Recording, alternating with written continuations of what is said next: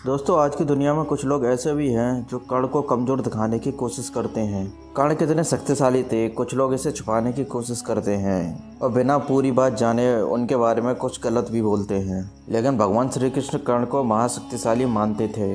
घटोत्कच की मृत्यु के बाद भगवान श्री कृष्ण ने कर्ण की शक्तियों के बारे में अर्जुन को बताया था। भगवान श्री कृष्ण कर्ण को कितना शक्तिशाली समझते थे वो आज मैं आपको इस वीडियो में बताऊंगा। लेकिन उससे पहले अगर आप इस चैनल पर नए हो तो चैनल को सब्सक्राइब करके बेल आइकन जरूर दबा देना। इंद्रदेव ने कर्ण को जो शक्ति दी थी अर्जुन को मारने के लिए, कर्ण उसको अपने पास संभाल कर रखे थे।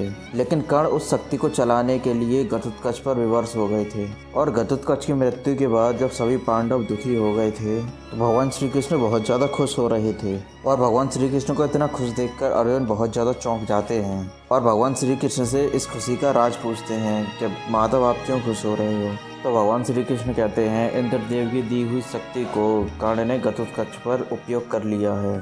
तो अर्जुन तुम ये समझ लो कि कर्ण इस युद्ध में मारा गया है। कर्ण के शक्तिशाली कवच के सामने कोई भी खड़ा नहीं उतर सकता था। और अर्जुन के लिए सौभाग्य की बात यह थी कि कर्ण के कवच और कुंडल छीन लिए गए थे और इंद्रदेव की दी हुई शक्ति घटोत्कच पर नष्ट हो गई।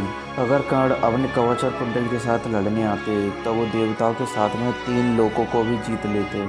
इंद्र, वरुण, कुबेर और स्वयं यमराज भी युद्ध में कर्ण का सामना नहीं कर सकते थे। भगवान श्री कृष्ण ने अर्जुन से ये कहा था कि मैं सुदर्शन उठा के और तुम गांडीव उठा के दोनों एक साथ युद्ध भूमि में युद्ध करने जाते, फिर भी हम उसके कवच और कुंडल से नहीं जीत पाते। और देवराज इंद्र ने छल से तुम्हारे हित के लिए कर्ण से कवच और कुंडल ले लिए थे। अगर कर्ण के पास उसके कवच और कुंडल होते तो हम दोनों एक साथ भी मिलके कर्ण से नहीं जीत पाते। जैसे क्रोध में भरे हुए सब मंत्रों से निस्तेज हो जाता है, वैसे ही कर्ण भी शक्ति अस्त्र खोकर निस्तेज हो गया है। जब तक कर्ण के पास शक्ति अस्त्र था वो तुम्हें मरा हुआ समझता था और इस अवस्था में भी कर्ण को तुम्हारे अलावा और कोई नहीं मार सकता है। कर्ण ब्राह्मण भाग, सत्यवादी और तपस्वी, नियम और व्रत का पालक है। वह शत्रुओं पर भी दया करता है और इसीलिए उसे धर्मात्मा कहा जाता है। और कर्ण का धनुष हमेशा युद्ध के लिए तैयार रहता है।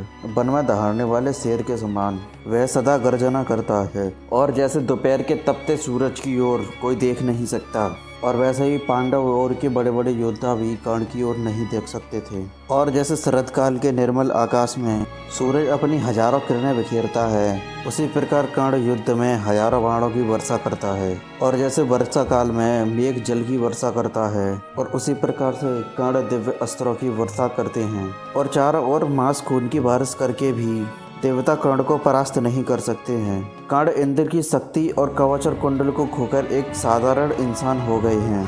फिर भी कर्ण को मारने का एक ही उपाय है। जब कर्ण का पहिया जमीन में धंस जाएगा और वे निरस्त्र हो जाएंगे तब तो मेरे इशारे करने पर कर्ण के ऊपर अंजलि अस्त्र चलाकर उनका वध कर देना। और अगर कर्ण ने एक बार अस्त्र उठा लिए तो वज्रधारी इंद्र भी उन्हें नहीं परास्त कर सकते। तो दोस्तों, आपका इस बारे में क्या कहना है? अगर कर्ण ने एक बार अस्त्र उठा लिए होते तो उन्हें मारा जा सकता था या नहीं? कमेंट करके बताइएगा। और अगर आप इस चैनल पर नए हो तो चैनल को सब्सक्राइब करके बेल आइकन ज़रूर दबा देना।